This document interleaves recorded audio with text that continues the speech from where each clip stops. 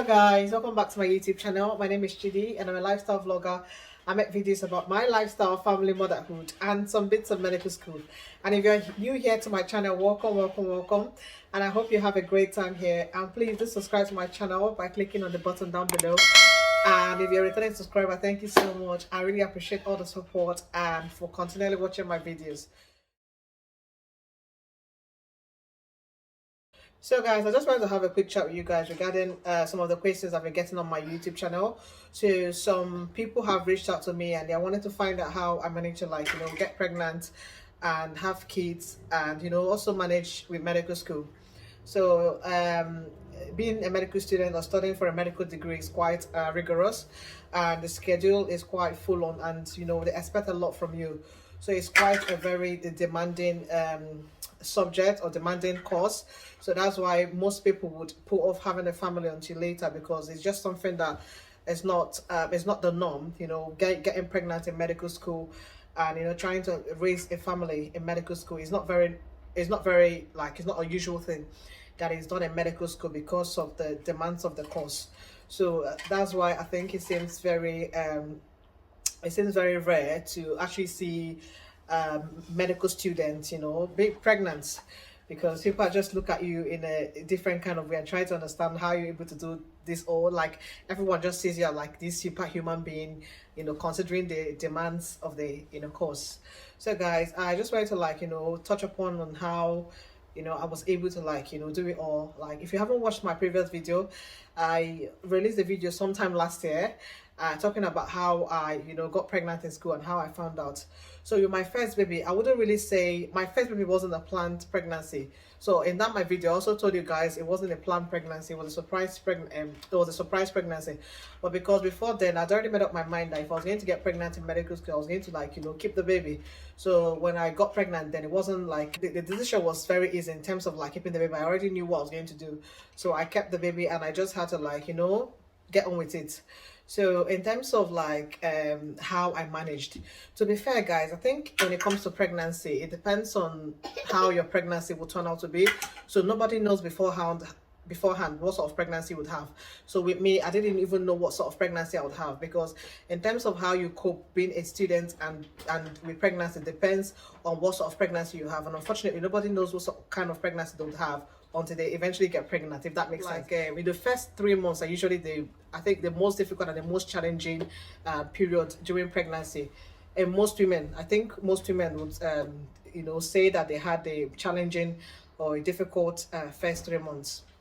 So in my own case, obviously it was just the vomiting and feeling nauseous.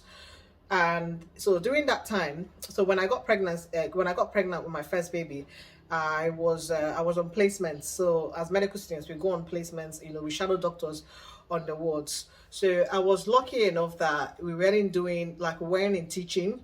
So with placements, it was manageable. So I was able to go into placements, let's say at 9 o'clock in the morning, and then I leave around 3 or 4. Or sometimes they might even leave early. There's nothing much that is going on the ward. So I would say getting pregnant, I think, is better off during your clinical years in medical school, based on my own experience. Guys, remember, this is based off my own experience. So I'm not able to speak on behalf of people that might prefer to do it during the non-clinical years. But I found in my own case that getting pregnant in clinical years was much better and easier than it would have been if I got pregnant in non-clinical years. And I'm saying this, I'm going to give some examples to show why I think getting pregnant in the clinical years is more manageable. So guys, in the non-clinical years, I think it would have been more stressful for me if I got pregnant in the non-clinical years, because we had lots of lectures, 9 to 5. You had to be in lectures from 9 to 5.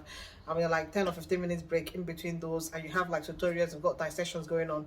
So that would have been too much for me to handle. But in clinical years, when I got pregnant with my first baby, that was in my 3rd year, and that was just at the start of the clinical year. So I found it manageable, because I'll go into placements at probably 8 or 9, and it's quite chilled. Placements is quite chilled, and then you can leave at if you can leave when there's nothing really going on, you're allowed to leave. So you're not sitting at the spot. At least you can move around and take rest in between. So I found it quite chilled. So that's why I said getting pregnant during the clinical years might be the best thing for you.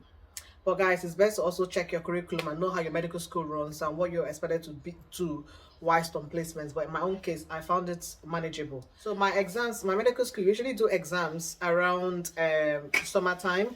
So, and I was lucky enough with my first pregnancy that the due date was around summer. So I had my exams in May and I was due the next month. I think I was due 6 weeks after. So I was around 33 weeks pregnant with the first one. And to be fair, I was okay during the exam. So, and you know, I got extra time. They give you extra time if you need to like go for toilet breaks. Obviously, like being pregnant and in the last trimester, your bladder is quite is squashed on, and you might need to like go to toilet quite regularly. So because of that, that was taken into consideration when I was given extra time during the exams. So guys, to be fair, like it wasn't that difficult for me. And then with my second baby, I her due date was in February. My first trimester was during the summer holiday, so I was able to like get through the whole symptoms during the summer holiday, and that wasn't too bad as well. But then again, when we started back at placements, I was okay with the placements because, like I mentioned earlier before, I didn't find the placements that difficult in terms of managing with pregnancy due to the kind of pregnancy I had.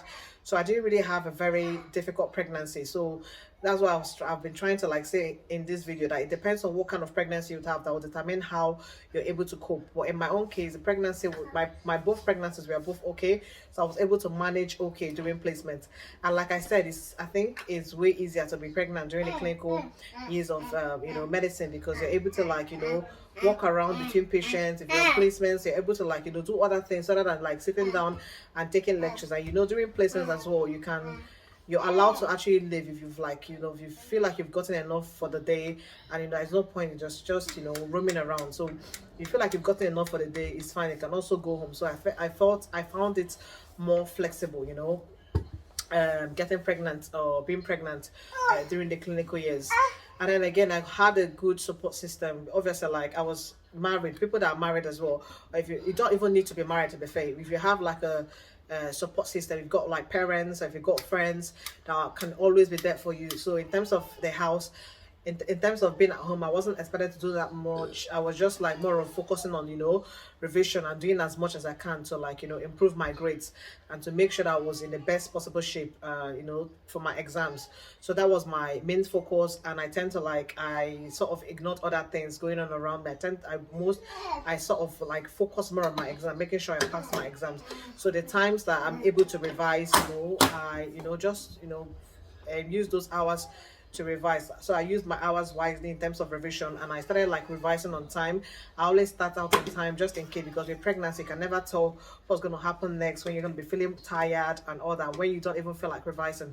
So I started off on time to plan my revision, and I made sure like all my notes were prepared in advance, just to make sure that I was prepared enough just in case if anything was to happen. So guys, it's always a good idea to speak to your medical school in the early stages of your pregnancy, if you're planning a pregnancy, just to see what support system is available out there.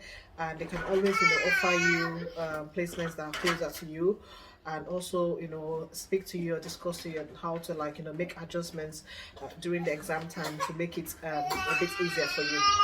And then again, guys, I think one of the other advantage was kind of program medical school ran. So we had exams only once in the year and at the end of the year. So that meant that I was under less pressure to like revise for exams, because I knew my exams was at the end of the year and just one exam in June. So it meant that I was able to like take my time and revise during the year and just focus on the exams at the end of the year. I do understand in some medical schools you probably have a lot of assessments that actually counts towards your final grade during the year. So if you're in that type of medical school, you might be under immense pressure to do well at these exams, and that would be, you know, having to revise intensely for a lot of assessments multiple times during the year. But my medical school only had one exam at the end of the year, so I, you know, I took my time to, like, you know, revise, and I wasn't under that sort of pressure. So it's just also something that you might want to think about. Then, guys, in conclusion, like, ultimately it depends on you. It depends on what kind of stress you can tolerate. It depends on your stress levels. You know yourself better than anyone else. So I think it's left for you to actually, you know, critically examine your situation and ask yourself, like, have a very deep conversation with yourself. If you can handle and added stress, and if you're good at multitasking, like for example myself, like I've always been very good at multitasking, so that's why the pregnant like I was able to, like, you know, do both, and it was a breeze for me, and I don't get easily stressed as well. So I think obviously ultimately just depends on you and your situation as well. And guys, I would also highlight the importance of having a very good support system, because pregnancy can very be an isolating time, and, you know, coupled with, like, studying for an intense degree, it can be very overwhelming. So it's quite important to make sure you have a support system around you that is, like, always there for you, 100% there for you.